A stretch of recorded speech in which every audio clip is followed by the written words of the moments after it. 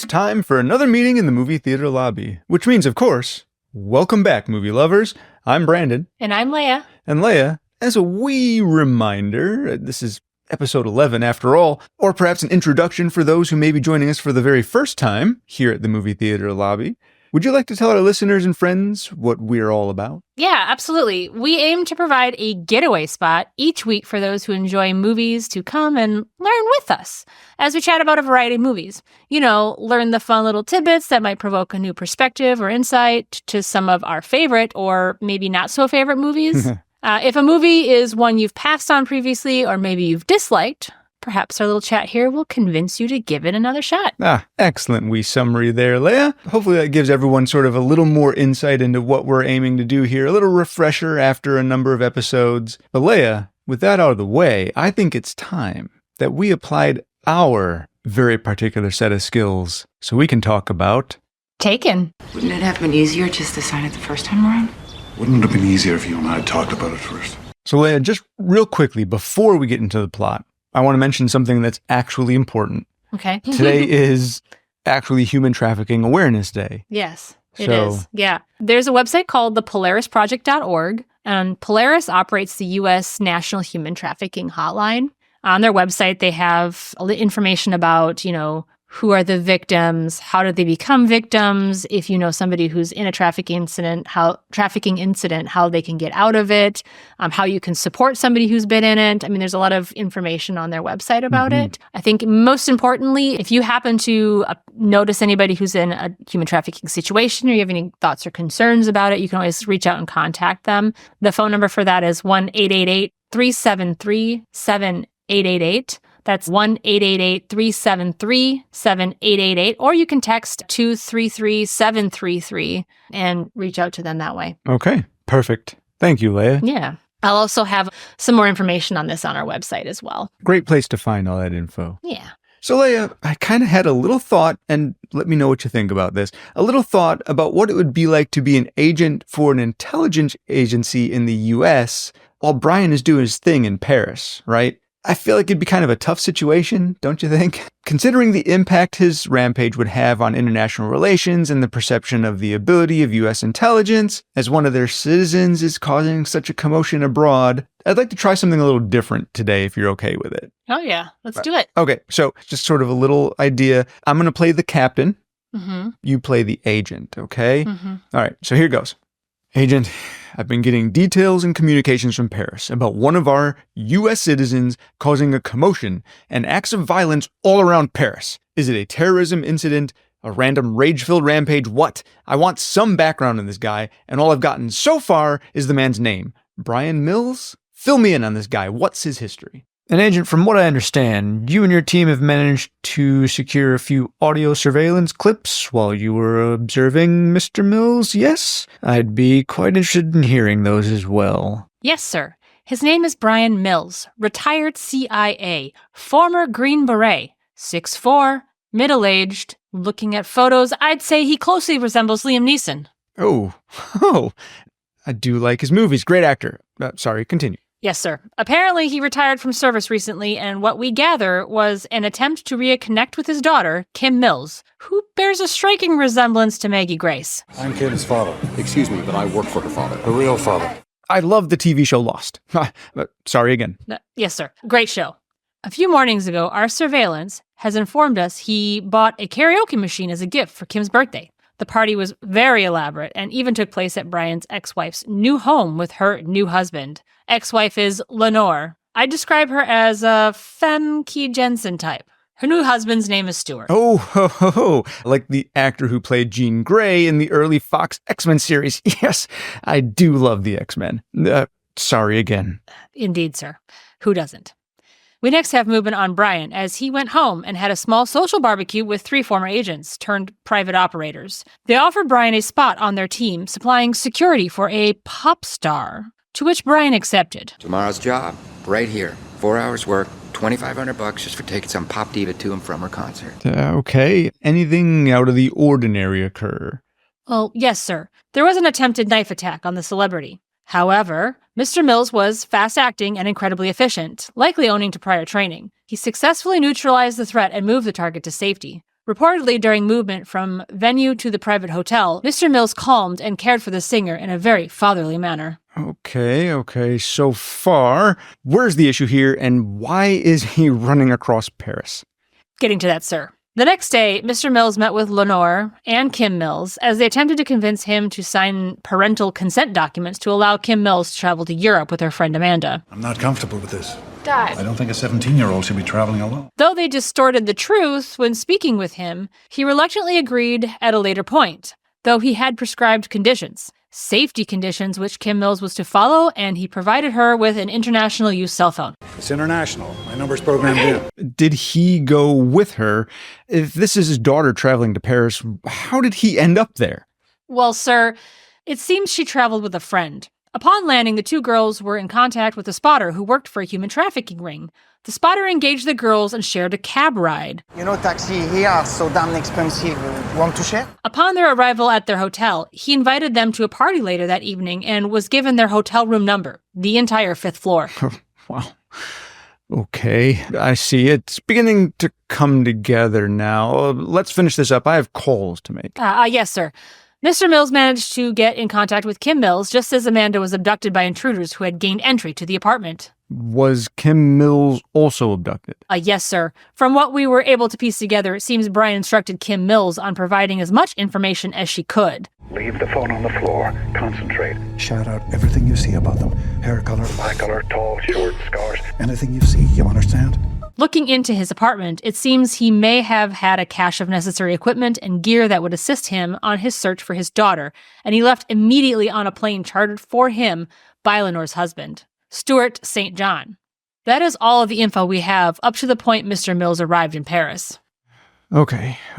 We know about Mr. Mills now, but you're telling me that between our agencies and that of the French law enforcement, none of us can track down and take into custody a middle-aged, retired agent who is 6'4", causing untold amounts of damage and violence across the city? No one? Get out of my office. I have calls to make. Yes, sir. It seems he may have a particular set of skills. But what I do have are a very particular set of skills. Skills I've acquired over a very long career.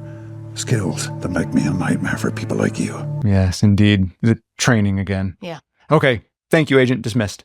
All right, Leah. So there we have it. I think we've kind of gotten people into the action there. We didn't want to get people right into the punches being thrown because that's where the excitement happens. That's the stuff worth watching.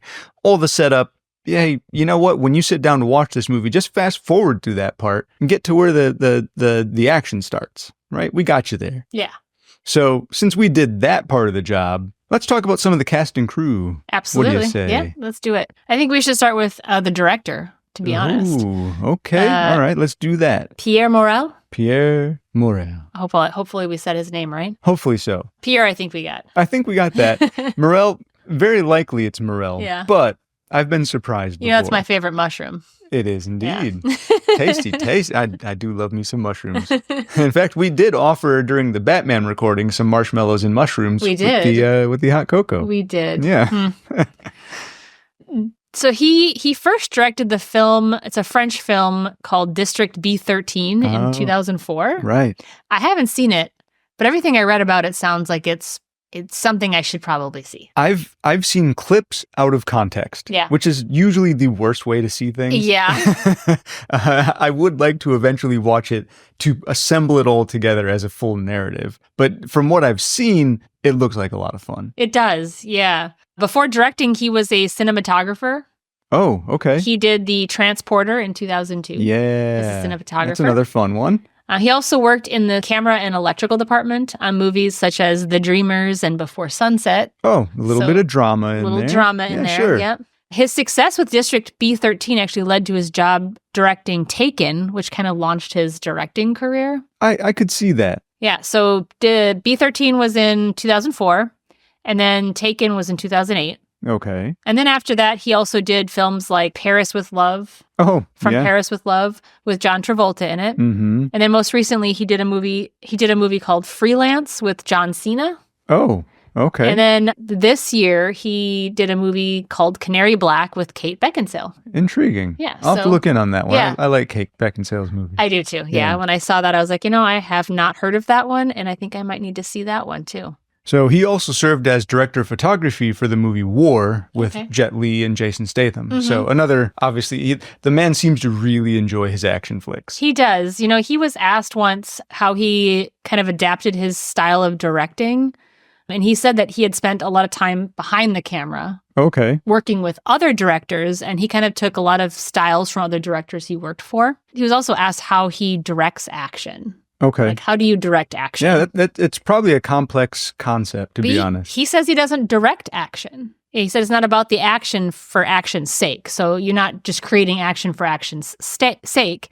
He said it's about the emotional connection you have with your story or with the characters, or like the emotional journey or the comedic journey. And then he says he just lets the action kind of fold within that frame. Okay. That's So- his quote, fold Gotcha. within that frame. Got fold within that frame. Yeah. So I think I understand what he's saying. It's more that you are making a movie with heart and the action just happens to show up where it needs to show up. Yeah, a big example of that. So he was asked what the 5 films that most influenced him. And one of those films is The Last Samurai. Oh, okay. This movie and Legends of the Fall were kind of both 2 of his biggest influences. Oh, 2 very different movies. But they're both action-packed. But neither of them are about the action first. Both of them are about the emotional journey first. So All right. that, I think, is really kind of his major directorial style. Sure. The other 4 movies that influenced him the most in his directing style, Star Wars. Okay. So when he was 12, it kind of shaped his life from that moment. That's when he knew he wanted to direct. That one impresses upon a lot of people. Yeah.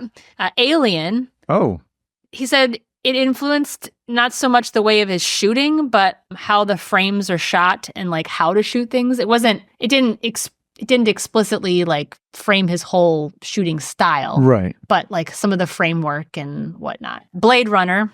And there's no Sure. explanation for why he likes that one. It's just a damn it just good movie. influences him a lot. And then this one I thought was interesting because I've never heard of it, but it's a movie called Playtime. Oh, okay. He said movies by the director's name is Jacques Tati.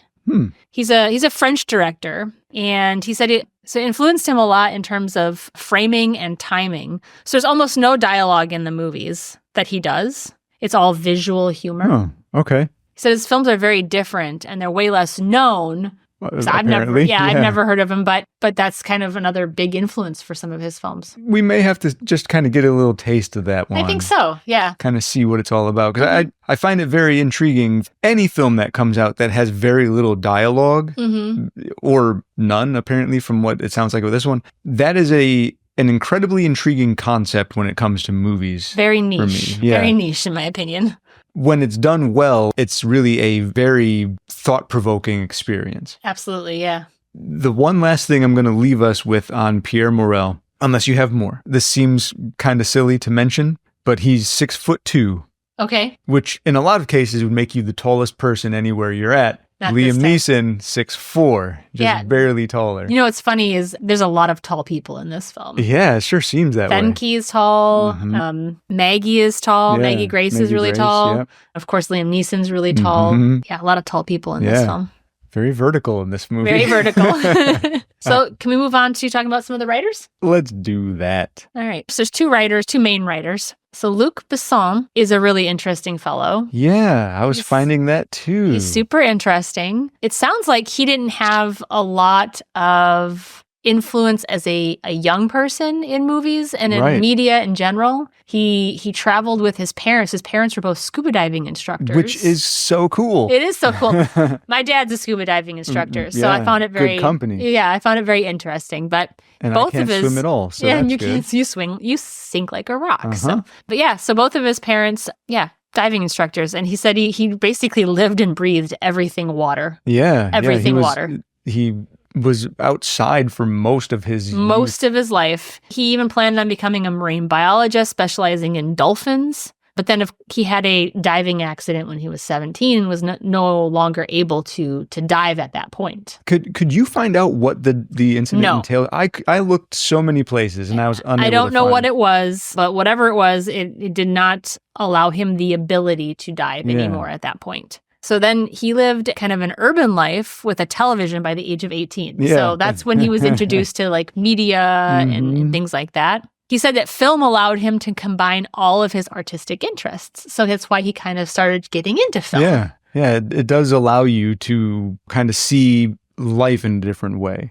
Subsequently enough, he has regained the ability to be able to dive again, which I think really probably makes his heart feel healed. Whatever the incident was, it seems it was only temporary. It was only temporary. Yes. Whatever that mysterious incident was. I find what's most interesting is I didn't realize all of the movies he directed. Oh, so many. He is. That you love in particular, that I love in particular. Yes. I feel stupid. I feel completely blindsided. His name should be larger, I think, in Hollywood. Even though it is a big name, he is a very well-known director. Writers don't get the... Writers don't get the recognition, I think they deserve. He's a very well-known writer. He should be more well-known. I think mostly a lot of his titles, they're big budget movies. They're big action movies. They're spectacle movies. Yeah. And maybe that's why he doesn't get a lot more credit. Aside from a few kind of distinct ones, he doesn't get a whole lot of credit for them because, an action film's an action film. It's one of those. His action films are they're fun. They're good action. They're some of the most fun and engaging action films you can find. If I remember correctly, he had started writing when he was really young. I forgot to mention, he wrote a series of books and a movie called Arthur. And not Arthur the little chipmunk guy, but this is a newer Arthur, but he looks kind of like a little fairy or sprite or something like that with like lots of crazy hair. But he's like the creator of that. I thought that was really interesting. It's actually a fairly sizable series too. He's such an interesting dude. He really is. So interesting. So yeah, speaking of those titles, especially since you mentioned that there are some that I really love, I'll rattle off a few. If you've got some more to interject with, by all means, go ahead. So we mentioned District B13 before, which was directed by Pierre Morel. Yep. Of course, Taken, obviously that's why we're talking about Luc Besson now. Not just Taken 1, but Taken 2, Taken 3. And the TV series. Were those directly written by him, or were they just credits for him creating the character and concept? I don't remember. I don't recall either. Okay. I just saw that they were on his list he's of gotten contributes to he's gotten writing credits for those, sure. The Transporter movie. And Transporter 2. And Transporter 2. Obviously, again, very, very action heavy. But now comes the three that I want to call out specifically because they're the three of my favorites. La Femme Nikita, which was phenomenal. Absolutely. Still love that movie after so long. I haven't seen it in forever. I need to go back and watch it again. Such a good mystery and intrigue movie. Leon the Professional, because who doesn't love Leon? That is a great movie from start to finish. Absolutely. So many good actors. The script is phenomenal. Yeah. Action scenes are great. Goddamn. And then Fifth Element. And who doesn't know what that movie is? Like, that's a big one. Yes. I absolutely adore that movie. Bruce Willis and Gary Oldman, who was in Leon the Professional and Fifth Element. Yep. Such a good bunch of movies. Have you got any others that you wanted to call it in particular? I also wanted to mention The Big Blue, because that was the one that he wrote, I think, first, that he became most, not first, but became most known for. Winding water into the whole ordeal, right? Yeah, absolutely. The Messenger, the story of Joan of Arc. Oh, right, That was I can't imagine all of the research he had to do to write something like that. Had to have some good knowledge on that, I'm sure. Yeah. He also wrote the script for Dog Man, which is, I haven't seen it yet, but I've been wanting to see it. I'm not even aware of that one. It's a relatively recent film. Okay. He most recently did Weekend in Taipei. That's his most recent one. You had talked about Leon the Professional. Jean-Pierre Melville was a heavy influence on him after he saw Melville's masterpiece, Le Samurai, from 1967. So that's kind of where he got his influence for Leon the Professional. Yeah, so I feel like I got to watch that now to see where that influence came from. I wonder when he got around to actually seeing Le Samurai, because if he wasn't watching movies as a kid and he, maybe waited until to see a lot of movies. I mean, maybe he saw a few movies. He had a lot of catching up to do. Yeah. Yeah. I'm sure with all the cinema around Paris and everything, there was probably some great I'm sure his film parents houses. took him to a couple of film houses. Yeah, I'm sure there were occasional movies. Yeah. He wasn't totally oblivious. Like walked into City one day when he was 18 and like, what the fuck is this? Yeah. Whoa, moving pictures. Nerd.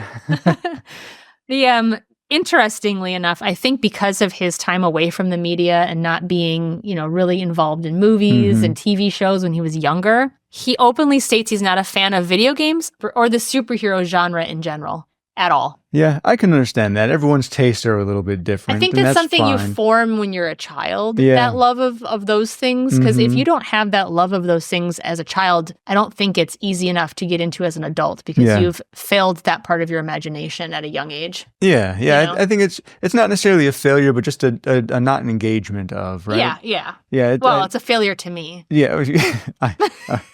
Yep. You failed. Leia is a harsh judge. I already judged you. I'm sorry. That's right. It's already happened. Fails. Fail. No, I agree with you. I think it is something that you form more of as a child. Not to say that people who miss out on that in their childhood can't then engage with that as they get older. They should. But commonly, I would say you're probably right. It is more of a fascinating because I'm perpetually stuck as a child because of video games and comic book characters. So that's what I think. Comic books, D&D, miniatures, Magic the Gathering, everything. We could go on and on. Yeah, and we don't have time for that. We don't. We got things to talk about. Yeah, so we should probably talk about the next writer, Robert Mark Kamen. Oh yeah, okay. Completely different writer. Yes, very much so. Very much so. Still in the action genre, but definitely a different writer. But he tends to work with Luc Besson pretty often. He does, yeah. They seem to work well together. Mm-hmm. He wrote the Karate Kid movies. Yeah.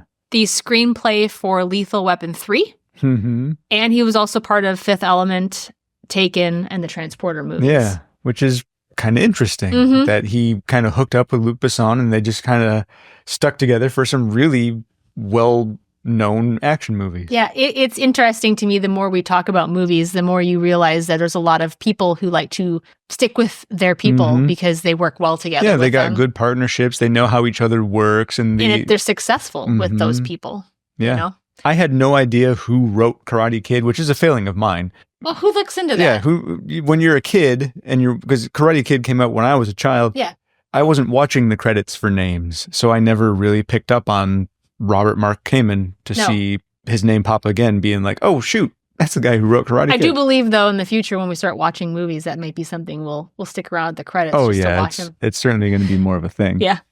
He uncreditedly rewrote the movie The Punisher from 1989. Oh, yeah, I can understand why. With Dolph Lundgren in it, which was also Robert Kamen's feature producing debut. Also the last effort in that department. Not doing that again. Yeah, I could understand how that movie puts a lot of people off on a lot of work. He also wrote the screenplay for The Devil's Own from 1997, starring Brad Pitt. Okay. Due to numerous disagreements and rewrites, he actually didn't receive any screenwriting credit for that. But interestingly enough, Brad Pitt stood by Kamen's original screenplay in a Newsweek article. So he got, some recognition from the Pitster. The Pitster's got your back. The Pitster's got your back, man. Do you have any more writing information on him? Because I do have a little bit about him, but it's not writing related. No additional writing information. I do have a little blit as well, and I'm pretty sure it's probably the same. Probably the same blit.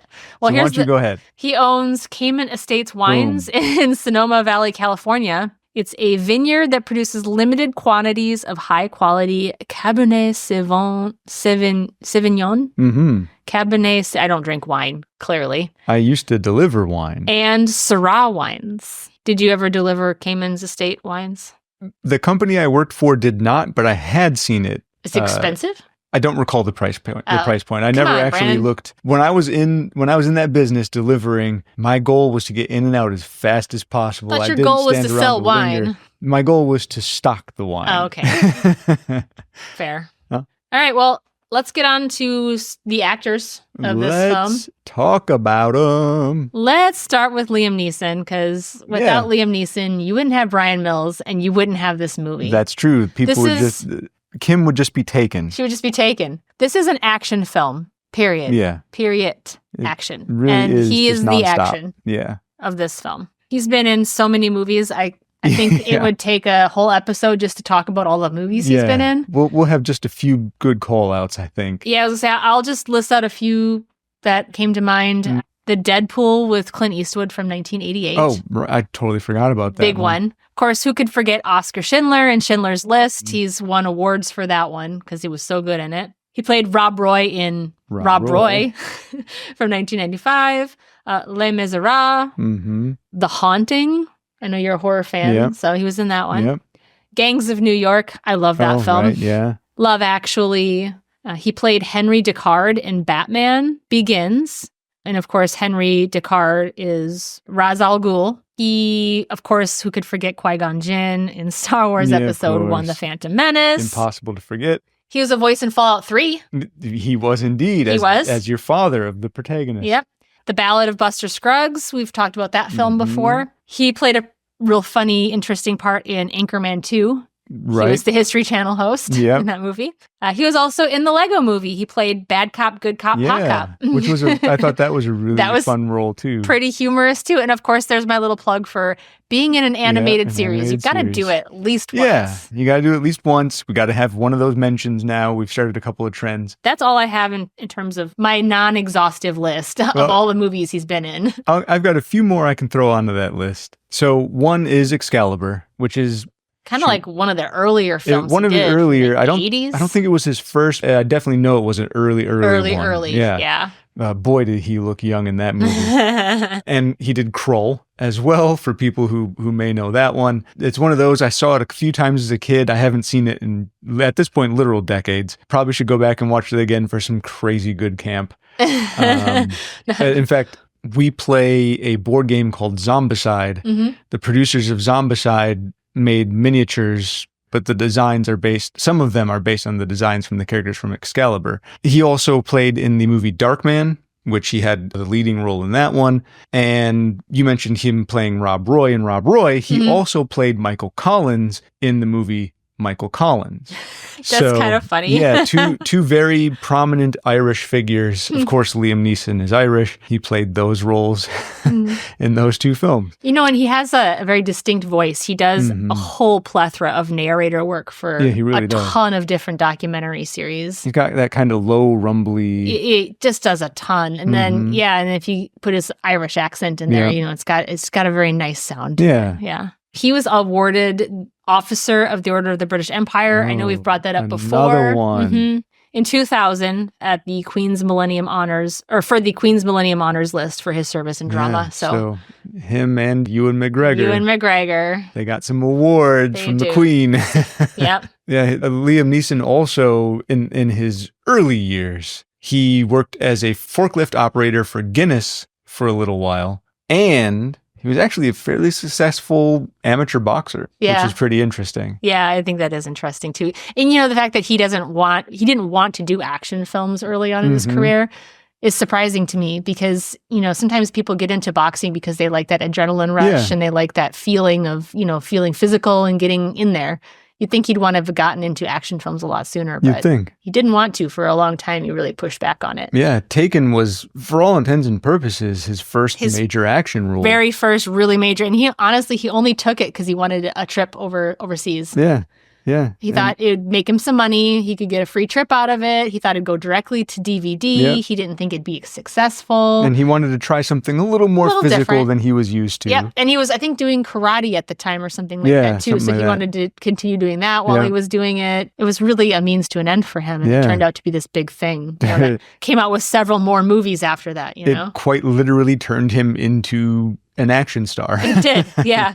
He started his acting career at the age of 33. Yeah, another kind of late bloomer. The advertising agency that for a theater in Belfast was looking for a tall man. No, they found one. We've talked about he's 6'4", and they thought he was right for the role, so he applied. He got the job. So he ended up playing Irish trade unionist Big Jim Larkin in a play in Ireland. Okay. Interestingly enough, though, he was laughed off of his audition when he showed up for the role of Fezzik. Oh, right. In The Princess Bride for being too short. Yeah, for not being tall enough. Oh, my God. I find that hilarious. To picture him as Fezzik, though. I know, right? I mean... especially since we know who Fezzik is now. If I had never seen Andre the Giant as Fezzik and I had seen Liam Neeson instead, I probably would still love that role. Yeah, I think the only one that I would have maybe have seen in the Fezzik role would be Matthew McRory. Like super giant. From Big Fish. Yeah, he probably would have been able to pull that off. Yeah. But he takes a really special, tall talent to do that. And I don't know. Well, I think Andre the Giant played that role really well. With Andre the Giant, not only do you have a tall man, but he is a massive man. He is a massive man. And he's fairly agile from being a professional wrestler. Yeah. So I think he worked out great. Lastly, for me at least, I do have to mention that he has appeared in a film that has been selected for... Can you guess what I'm going to say? He's been selected for the National Film Registry by the Library of Congress. Yep, preservation in the National Film Library for being culturally, historically, and aesthetically significant. For which film? Schindler's List. Yes. Yep. Yeah, there's our mention for that one. Are we going to get the other mention with one of our other two? Well, I've got two other actors to talk about. I do too. All right. So hopefully one of them is going to have that other ever so coveted. If I don't mention it, you will. CSI, NCIS, Law and Order sort of mention. Oh, that one? Oh, yeah, that's coming up. Yeah, okay. Don't worry. Well, all right. So I think you just spoiled it, though. Me? Let's talk about Maggie Grace. Let's talk about Maggie Grace. Hey, what guess a coincidence. Maggie Grace was in CSI Miami and Law and Order Special Victims Unit. Oh, my God. A 2-for-1. Of course, she's also in The Fog. Which was a really fun horror movie. She has been in all the Taken and all the Taken films, Taken 1, 2, and 3. She was also in 36 episodes of Lost. Oh, indeed she was. That's the first time I've seen her. Yeah, that was the first time I remember seeing her. She was in the Twilight Saga, Breaking Dawn Parts 1 and 2. Yep. She's also in 10 episodes of Californication. Right, yeah. 50 episodes of Fear the Walking Dead. Yeah, that was I really liked her in that role. She was super good in that role. The series started out so strong, kind of fell off toward the end. Yeah. But I really liked her character in that series. I did too, yeah. And then most recently, she was in a movie called Blackwater Lane this year. Mm-hmm. Yeah, I remember seeing some trailers for that one. Yeah. So yeah, that's what I have on the kind of short list of things she's been in. You actually covered all the ones I had for the short list as well. Wow. All the ones that were notable, in my opinion, for me. Other people probably see cast lists differently, but those were the ones that always stuck out to me. Some really, a little cute little tidbit. Yeah, you got the same one. I know you do. She shares the same birthday as my youngest son. Oh, no, I didn't know that. Yes, September 21st. Wow. Yeah. Of course, she's older, but super cute. Yeah. Well, I've got another cute mention. Is it about the cat that she adopted? Yes. With Ian Somerhalder? So, yeah, cat, and they named it Rue. Yep, they got off the set of Lost. Such a adorable little They name. said they found it starving in the jungle, and they took it in, and she adopted it. Yep, I think that's so awesome. I love that. She's super tall, too. How tall is she? How tall is she? She's 5'9". Yeah. So she's 2 inches taller than I am. She's towering over pretty me. Tall. Her first role, actually, she acquired an agent within a week of relocated to Los Angeles. Wow, she enrolled in an acting class. She landed her first role in Rachel's Room from 2001, which is a web-based video series about the affairs inside a teenage girl's bedroom. All right. Yeah, sounds sketchy, but I'm sure it's not that bad. It's probably totally different than you're imagining. Right. It's created by Dawson's Creek executive producer Paul Stupin. Interesting. Yeah. Yeah, I didn't know. I've never heard of it. No. That was her kind of breakout. Launched her along. Or not her breakout, I should say, her first role. First role. Her breakout role, actually, was in the 2002 television movie Murder in Greenwich. It's based on the true story of a 15-year-old Martha Moxley's murder, and she was nominated for Young Artist Award for her portrayal of Moxie in the best performance in a TV, movie, miniseries, or special leading young actress category.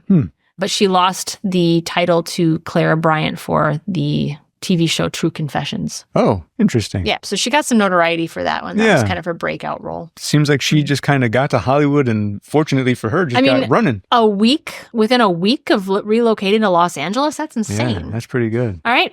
Should we move on to Femke Jensen? Yeah, let's talk about Femke Jensen. Femke Jensen. She modeled in the late 80s and early 90s after moving to the U.S. from the Netherlands. The Netherlands. We've mentioned the film Hudson Hawk before with Bruce Willis. Yeah. While she was still a model, she appeared in a Pantene hair product commercial that Bruce Willis noticed and asked her to audition for Hudson Hawk in 1991. She actually flew to London to audition for it, but she didn't land the part. Oh, that's a long flight for a failed audition. Yeah. Or for a rejected audition. For a rejected audition. But, she got to go to London. So that's that was all right. fun, yeah. After that, she attended Columbia University and studied stagecraft and then moved to LA, where she was in the TV series. She was in several TV series, but the one that I noticed was Melrose Place. Oh, of course, yeah. Which was a big TV series at the time. Mm-hmm. She did several television shows since retiring from modeling and was even on Star Trek with Patrick Stewart. Oh, boy. Which, I bet you could tell what I'm going to tell you now. She reunited with him in the X-Men movies. Yep, as? Played Jean Grey. Yes. Or the Phoenix. The Phoenix, if you want to get dark. Depending on where you come in on the series. Well, yeah. Her first film role was alongside Jeff Goldblum in the 1992 crime drama Fathers and Sons. Okay, Jeff Goldblum. Hey, we got a mention of him on the pod, finally. I know, finally. It's like one of my favorite actors of all time. She was in GoldenEye as a femme fatale, Zena Onentop. She's been in Nip Tuck. Nip Tuck, yep. Yeah, she was a major role in Nip Tuck. She was kind of a psycho. Like a whole damn season. Yeah, and she's been in all the Taken films. And she was also in a few horror films I have to mention because horror. Well, it's horror, duh. So Deep Rising, which is kind of more of like a sci-fi horror. The Faculty. Oh, which, The Faculty. Yeah, maybe not the greatest movie, it's but classic, still a fun though. one. And then House on Haunted Hill. Oh, yeah, that's a good one, too. In 2011, she made her directorial debut with the drama Bringing Up Bobby. She's also a tall woman. Leia, how tall is she? 5'11" and a half. Yeah, my God. With an 11 size shoe. Yeah. 11. I wear a size 9. I think that's junkin'. I'm really glad that I was never on the set of Taken. Everyone would treat me like I'm a child. You'd be so short. You'd not fit in. Not at all. She speaks Dutch, German, English, and French. I can only speak English. I can only speak English too, unfortunately. A little bit of Japanese, but not enough to go to Japan and speak it. I can do a little bit of Spanish. Not a ton. Not a ton. She's also done some other things other than film. She's served as a juror at the 2019 Tribeca Film Festival. Okay. She's a huge animal activist. Standing up for the animals. Yep. And then also, due to her role in Taken, in 2008, she was appointed a Goodwill Ambassador for Integrity for the United Nations Office on Drugs and Crime at a United Nations anti-corruption conference that was held in Nusa Dua, Bali. So she does a lot of humanitarian work and that's pretty cool. Took this film to heart because this film isn't extremely accurate. Yeah, no, it's really not. But I think the actors in this film realized that and felt they needed to do some work to ensure that they weren't just making an action film, that they were actually doing something about it as well. Realistically, I look at Taken like this. It is a fun action movie. Mm-hmm. The action's really well done. The plot surrounding it is okay. It's not a deep film. There's not a whole lot to it. No, it's not a deep film. It's highly inaccurate. Really, as good as Brian Mills is, he only succeeds because of a series of luck. Yeah, no kidding. People looking away, apparently. Yeah, he does have some amazing skills, but those skills alone did not carry him through this movie. It was an insane amount of luck. Yeah. Speaking of luck. Right, okay. Speaking of luck. What do we got there? This film did pretty well. It did. It did really, really well. And I can understand why. And Liam Neeson didn't think it was going to do well. It had a budget of $25 million. But it almost made all of that back on opening weekend. Indeed. It made $24,700,000. Yeah. On opening weekend. This movie brought that studio some money. Yeah. And then domestically, $145 million. Right. And then worldwide, $227 million. That's crazy. It's insane. That is so much extra money. We can't go without telling the movie lovers in the lobby how many legs this film got. Yeah, we got to talk about some legs. This film got 5.87 legs. All right. So pretty good. Yeah, not too bad. Not bad. Most of them don't hit, I think, above a 7 or an 8. I think is typically the higher end. I don't have a lot of inspiration for this film because admittedly the directors and writers had explicitly said there was no inspiration for this film. They just had an idea about a father who was in the government that went to go find her daughter who was taken. That is the majority of it. There's there's inspiration for the the directing. Yeah, where he got his visions from, but it's for all of his films, not this one specifically. So there's really not a whole lot of specific inspiration. I think this was just hey, I want to write a movie. I want to write something fun, like an action flick. An old retired CIA agent kicking some ass. Yeah. I also don't have there's no new inventions with this film. It was I can't imagine. No ingenuity happening in this film. I mean, unless you want to talk about how many pieces of technology that Brian Mills used that don't work the way that he used them. I don't know if that's ingenuity. Aside from that, we gotta suspend our disbelief on that one. Yeah. Wasn't in contention or nominated for any major awards. So with this film, basically you get what it's giving to you on its face. Yeah, that's all there is to it. Jeff Bridges was originally supposed to do this film.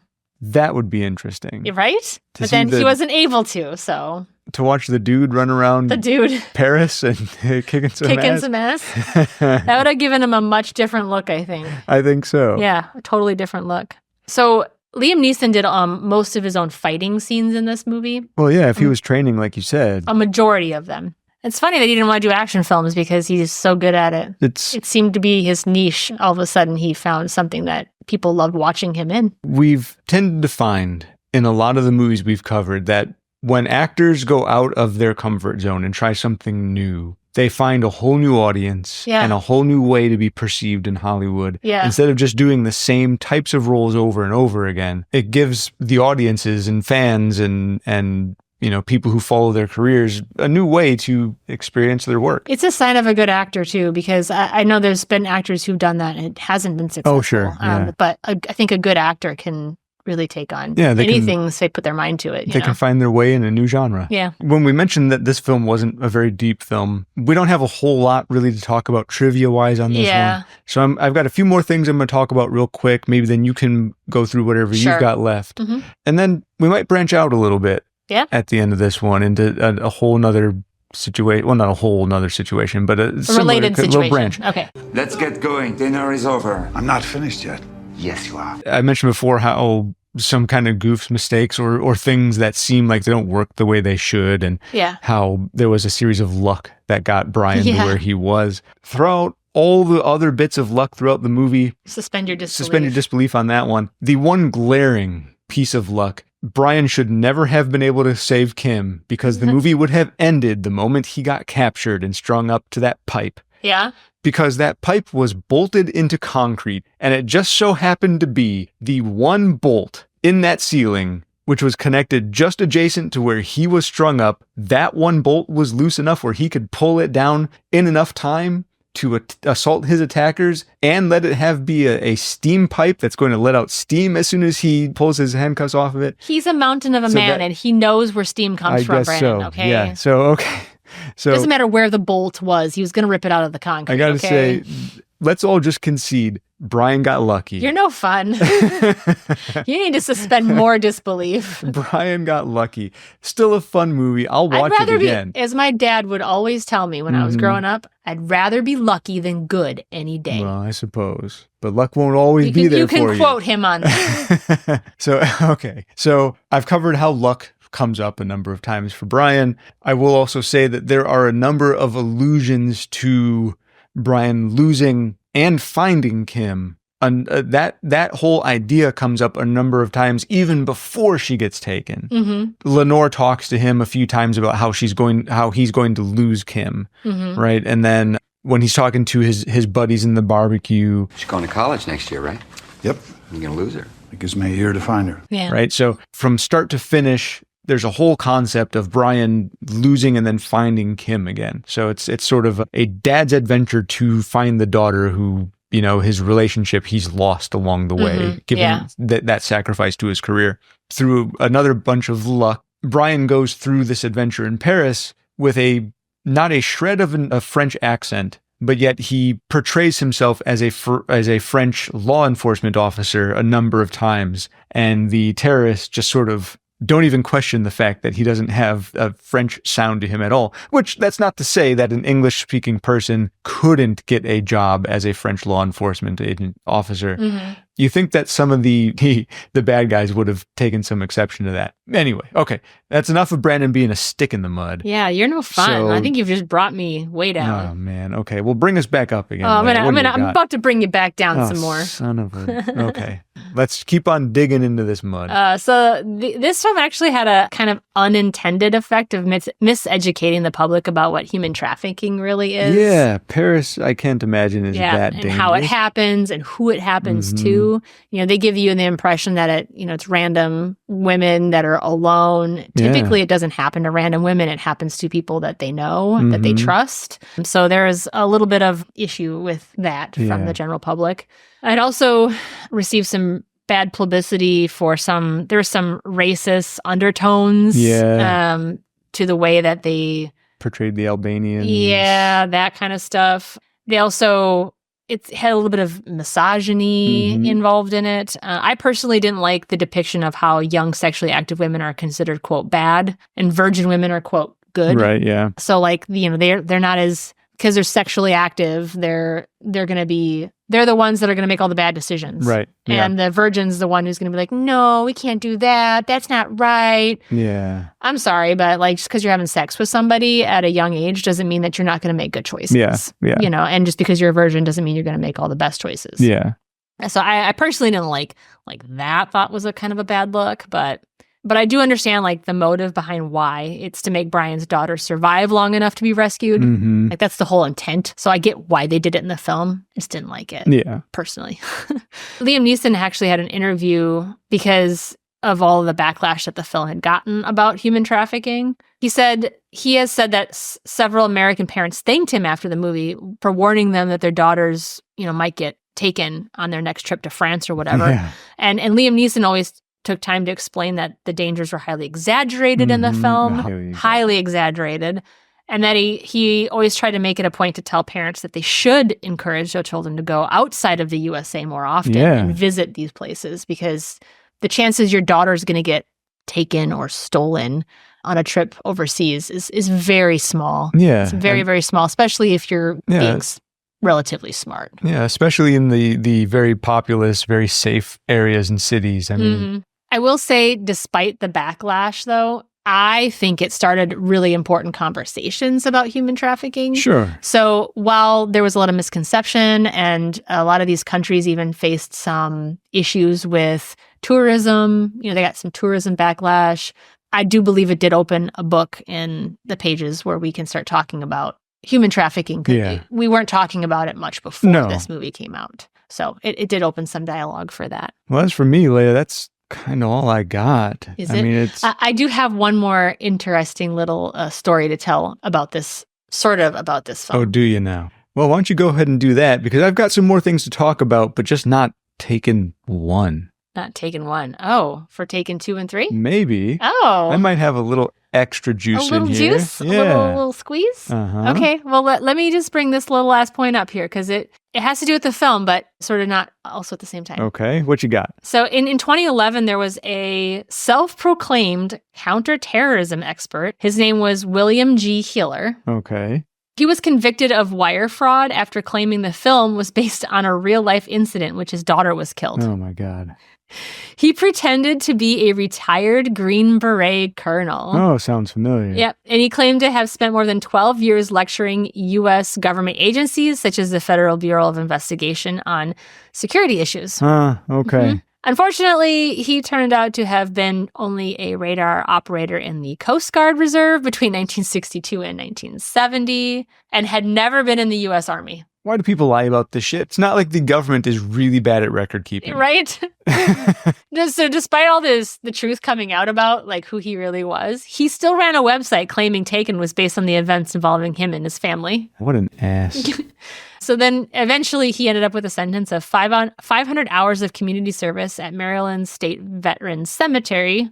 And he also had to repay $171,000 in speaking fees that he had received from various organizations from speaking as an expert in terrorism and human trafficking. Because he's just a damn liar. Yeah. So he literally went on stage and talked about this stuff he doesn't know anything about. What an idiot. Well, great. Good There's for always him. going to be some weird. There's always somebody that needs to have the friggin' spotlight. Yeah, it was not based on a real life story. No, It's- completely made out of whole cloth. Totally.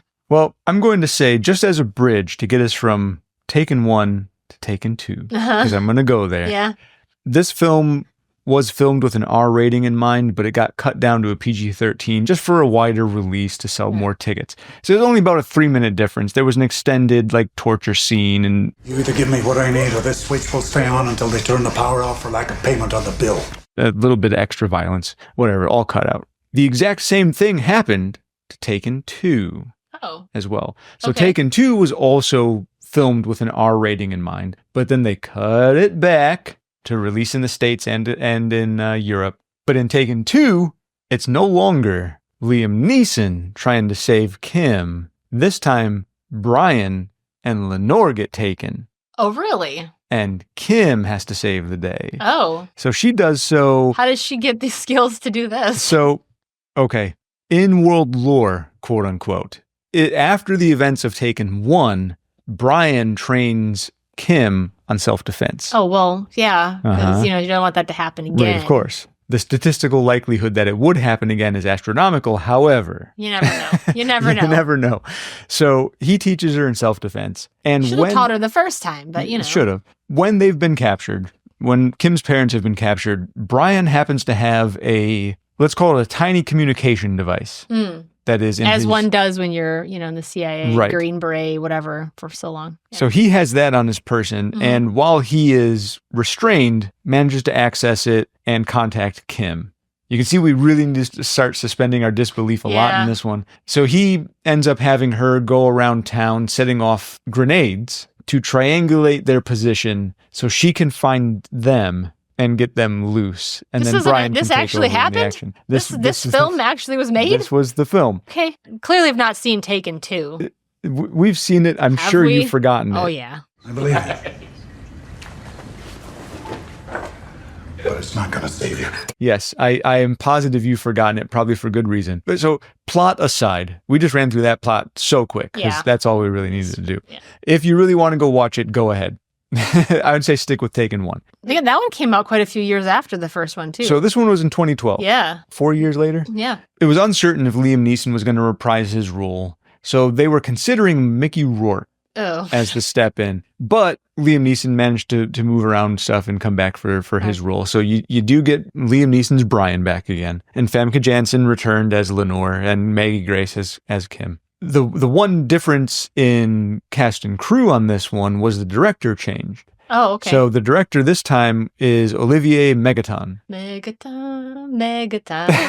No? So he was born Olivier Fontana, but he changed his last name to Megaton because he was born on August 6th, 1965, which for those familiar with world history and events is 20 years to the day, the anniversary of the dropping of the atomic bomb on Hiroshima. Megaton. So yeah, he's dubbed himself Olivier Megaton. That's weird. He also Sorry, but that's weird. before his time as a director, he was a graffiti artist. Okay. So he's Interesting. He's skilled. Interesting background. Yeah, very very unique kind of guy. Okay. I don't know. I still don't understand why he chose that last name, but that's what he goes by. So we good know for him. why he chose it. We just don't know why he chose Yeah, it. yeah. We don't know the particular reason. Hey, look at that, folks. We've just covered 2 movies really fast. Yeah, we did. Is there a third? Do you think we can squeeze a third in I think there? we can, yeah. I think we can, because this one also is going to be really brief. Taken 3, 2014. So we're cutting down the Two more distance years, yeah. in between the movies this time. Same cast, same crew, including the same director. So Olivier Megaton comes back. We got Famke. We got Famke's Liam. husband was different in this one, right? You're right. Yes. So the guy who played Stuart is different in this movie. So Xander Berkeley, who played Stuart in the first and second movies, he was unavailable to reprise that role. So we got DeGray Scott, who stepped in instead. This time, to get Liam Neeson to come back, I don't know if this was a draw for him or if it was just his wage for the film, but he got paid $20 million to return as Brian, which is, I mean, I'd probably come back and play in a third movie. After the second movie, Liam Neeson had said many times there was no chance for a third movie obviously he was wrong. He $20 was million wrong. changes some minds. But when he agreed to come back, he made one stipulation. No one gets taken. So what's the movie about? So I do disagree with the fact that no one gets taken, because someone does. Okay, well, I guess someone doesn't necessarily get taken. There's a murder. Oh. A murder most foul. I will leave that spoiler free for whoever does decide to go watch Taken 3. I'm not going to tell you what to do with your time. Someone gets murdered. And Brian gets the frame up on him. Okay. So the villain in this one frames Brian for this murder. And it's a whole big... So why is it called Taken then? Just because it's the third part one in the 3. series? It's so stupid. Okay. So we're going to do Taken 3, guys, but nobody gets taken in this film. Just murdered. Okay. So... Their life got taken. Brian, there you go. There you go. You did it. You found the connection. So this movie is basically just Brian spending his time on the run from law enforcement because now he's under suspicion for murder. He's trying to find the people who actually did it and bring them to justice to clear his name. So there we are. In all honesty, I have just covered all of the interesting trivia I could find for this movie as well. So you did know there was a Taken TV series as well.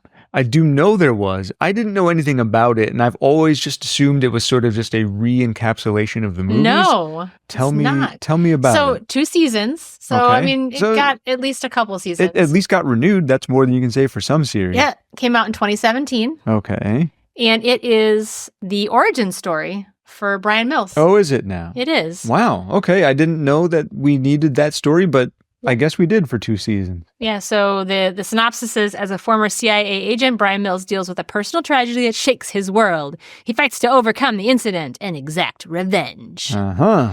It was created by Luc Besson. Right, of course. So there's that. It stars Clive Standen as Brian Mills. Oh, all right. I'm not too familiar with him, but that's who plays him. And then there's another woman in there. Her name's Jennifer Beals. Oh, yeah, I know Jennifer Beals, of course. She plays Christina Hart. They're both in 26 episodes of this, so they're in both seasons. Both for the whole run. For the whole run. Also, Timo Pennicott, is that how you say his first name? Yes. Yeah, it is. He's in this too. Yeah, that's and great. I love him. Yeah, he's super cool. I love that guy. So yeah, there's that. If you want to know his origin story, you can check that out too. Yeah, check that out for 2 seasons. 26 episodes. For 26 episodes. Hopefully it's worth your time if you decide to sit down and watch it. Yeah, hopefully. It looks pretty action-packed. I saw some previews for it. Yeah, maybe it is. I've got a lot of other movies to watch. Yeah, I know.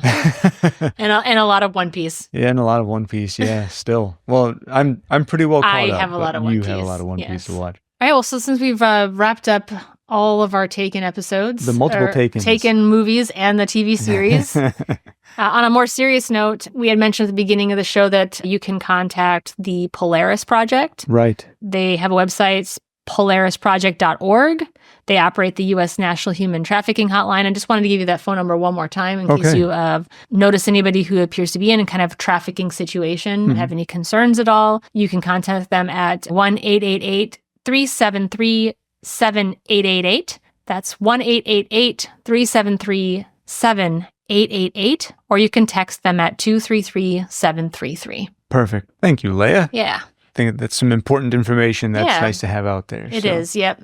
All right, well, another short one. Another short one. That's okay. They can't all be bangers, you know. No. This was a fun film, but it didn't have a lot of meat. We don't need to have a long one on this one. But yeah, let's wind it down. We've got trivia game night tonight at home, so we got to take our particular set of skills somewhere else. Yes. So before we go, I'd like to remind all of our fellow movie lovers, you can find the show at themovietheaterlobby.com or The Movie Theater Lobby on Facebook and YouTube. Yeah. You can also find us as The Movie Lobby on Instagram and Blue Sky, of course. Yep. Or if you want to email us directly, go ahead and send that off to themovietheaterlobby@gmail.com. And outside of that, if you want to find me, good old Brandon, go ahead and find me on Blue Sky primarily as Brand MC. And Leah, what about you? Well, you can find me, Leah McClevey, at LM Nerd Room on pretty much all of the previously mentioned socials. We're particularly, I think, active on Blue Sky. You can also email me directly at lmnerdroom@gmail.com. Excellent. One final plea. Go ahead and listen to us on Apple Podcasts, Spotify, Podcast Addict, or wherever you get your podcasts, and give us a review. Hopefully a glowing review if you think we deserve it. And please, most of all, just share our little podcast with your friends, family, tell people about us. We're still a baby podcast. Hopefully we want to grow up someday. We want to grow up and be big kid podcasts. That'd be fantastic. But if not, it's still fun to have just our little group of friends here. Our wee lobby friends. Our wee intimate group of friends. And speaking of all of our friends, thank you all for your time and attention. And as always, Leah, thank you. Thank you, Brandon. Bye-bye, everybody. Bye-bye. If you let my daughter go now, that'll be the end of it. I will not look for you. I will not pursue you.